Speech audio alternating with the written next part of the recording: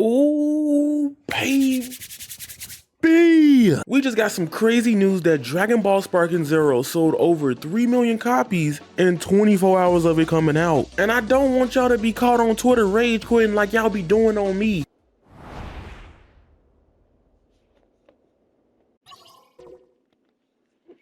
Ain't no way he just rage quit. Come on, man. What? But now that the game has been out for a little over a week, I want to talk about some information and things that everybody should know when playing Sparking Zero, especially a week into this game. I've been playing the game on and off, and again, I've been destroying people that are A5 higher, dealing with some BS moves like Afterimage Strike, or just fusions and stronger characters having bigger damage output. These tips in this video will let you think differently about how you're approaching the game, how you're playing the game, and how to overcome the BS in the game. And for my first segment, I'm going to bring in one of the most prominent players within the whole fighting game community. He is loving Dragon Ball Sparking Zero, and that name is Perfect Legend. Perfect Legend was the Mortal Kombat 9 World Champion and very prolific in Mortal Kombat X as well. So take it away, PL. Hey everyone, PL here, and thanks Yaya. I want to chime in on an important fact about combos in Dragon Ball Sparking Zero. No combo is real. Yeah, the routes are real to the point for damage and getting long combos just extend the combo, but it's best to go for short hit, big damage combos so they have a smaller chance of being escaped. At higher levels, your long combos give the opponent more opportunities to counter you, and then you'll have to be ready to react and counter their counter to your combo attempt, and so on.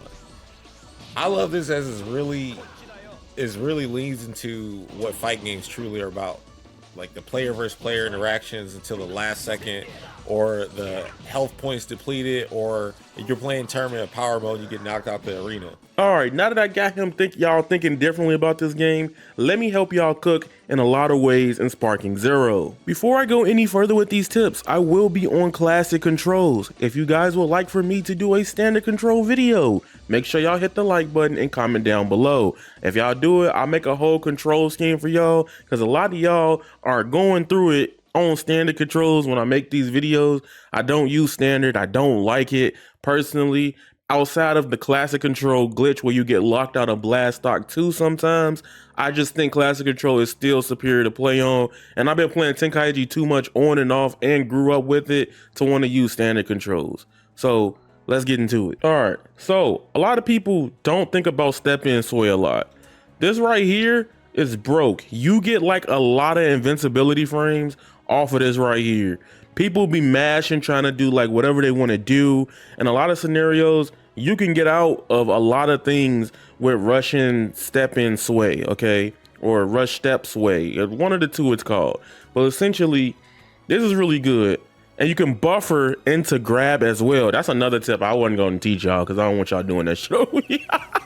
The reason why I like using the step in sway way more than just doing normal grab is sometimes it doesn't work as well as that. Like I would get some scenarios, especially online with delay, like sometimes I just don't get it, and it may look smooth now, but it might be more frustrating online when somebody's lagging.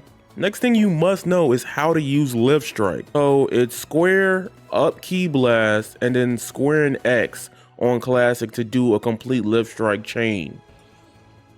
If you mash it though, you get grabbed. Do not mash it. You will fucking lose out on it. And that is a complete chain. And if you get that off completely, you get a free hard knockdown. In a lot of scenarios in the game, if you get a knockdown where they're facing on the back, you can pop a super into it.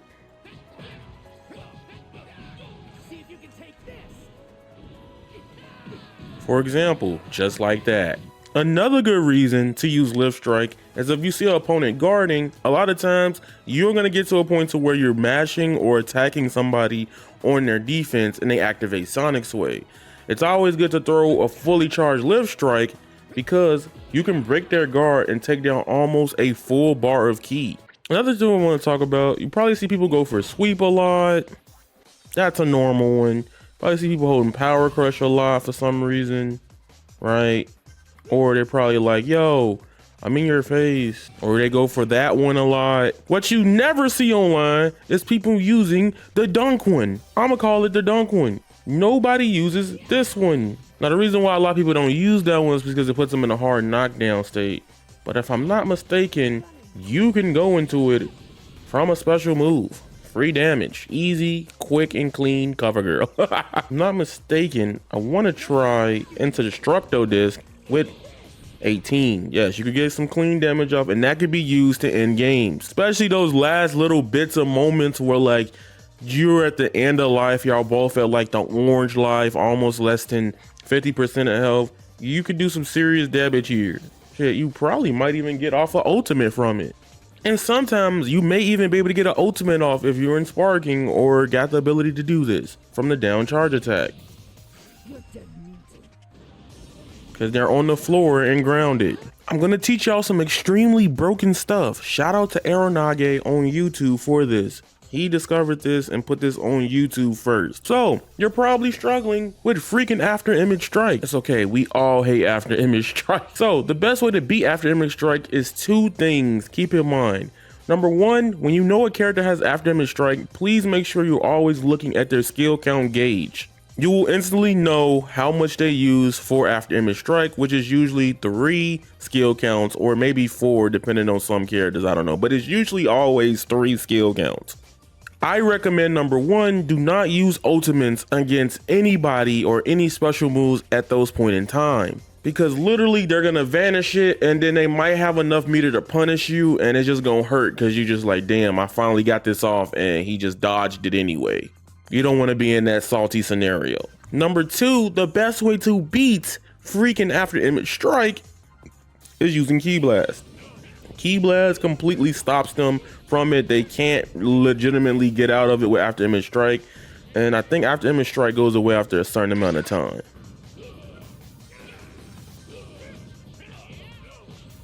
You could do a whole bunch of damage, and the reason why this works is because Ki Blast, especially slow moving ones, hit very slow and they stun for a long period of time, so you can loop just like I just showed y'all. That's really good to be people who are just completely matching after image strike and or perception. Here's an example how to beat it with perception. Then you get behind them and get some clean damage off.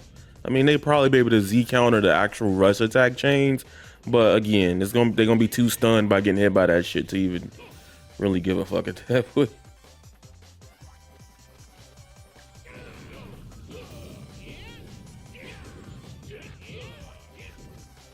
See how much damage I did? Not even use up all my meter with charge slow Ki Blast. Sadly, this doesn't work with every character in the game. Your Ki Blast properties matter depending on the speed of them and what type there are. I'll put a list on the screen of which characters can do this so far in the game. It can be vanishable, but it's very hard, especially online, and how rapid and how much stun it does you. You gotta be very lucky to get this off consistently right now. Alright, for this part of the video, a lot of y'all still don't know how to beat or deal with clashes in Sparking Zero. Well, in Sparking Zero, they changed the name to them to Impacts. You know they was trying to be different. First of all, I'm going to show you how to deal with the grab clash. So right, you have to hold it, and whatever button you hit at the end of it is how you win the clash. You have to hold the button and then it raises the bar. Depending on how much meter you have, you can go further with the bar. So usually when you get those grab exchanges off, it's always, to be honest, I feel like it's always better to boost, because even if you boost, you can grab them in your face again, throw them and get some time to get away from it. Now for the beam clash one, you have to hold the button all the way and then hit the button as much as possible at the highest peak you have it at. Have you ever played games like Mario Tennis or bowling on the Wii or any other type of games where you had to gauge or you had to time it and then hit at this peak? The more peak you hit it, the more power you get from it. That is how clashes work with beams in Sparking Zero. For this one, you have to hit the ring first, then you can boost it, and then you can potentially even get something crazier from this. So essentially you have to get the ring closer first, then you can match afterwards. Boosting it just gives you an advantage overall compared to everybody else. So hit the ring close, then you can mash. However, be warned, if you're at low key and you don't have anything, you will be burnt out afterwards. Here we go. So now I'm gonna show y'all what to do. You have to hit it at the top. Peek, peek, peek. You win all the time. That's how you work it. It goes around to what, 3 to 4 cycles. So the best you get, I would honestly recommend getting the highest boost earlier so you can time it and probably get the advantage in the clash. That way the other two you don't have to focus so hard about. Some people are saying that you can't. I give y'all a tip for standard though. Some people saying you can't change the controls. You can change them to the face buttons, which is weird. I don't know why they don't give you full control of what buttons you want it to be.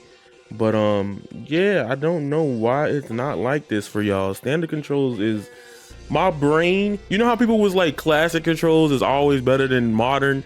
Now I feel like that with this game, it Sparking Zero. So yeah, personally, even though we do have that glitch on classic right now, I highly do not recommend this control scheme. Because of switching in with characters, having to hit L during R3, that's unnatural. That kind of suck. I don't like that. Oh, a lot of people were asking about speed impact controls. Yes, you can put it on standard to press buttons instead of just spinning your analog stick. These controllers cost $70. You could do that, I believe, on both. I'll show y'all live right now. I'm going to standard. Oh.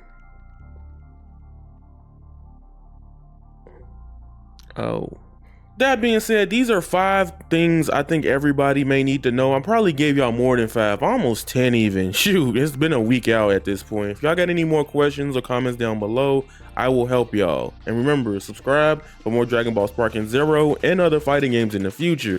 I'll be here for Bleach Rebirth the Souls, Hunter x Hunter, Fatal Fury, and so much more. Thank you, PL, for joining this video, and thank y'all for watching. You guys are golden, and NAD is raw. Squalla, peace, and I'm out.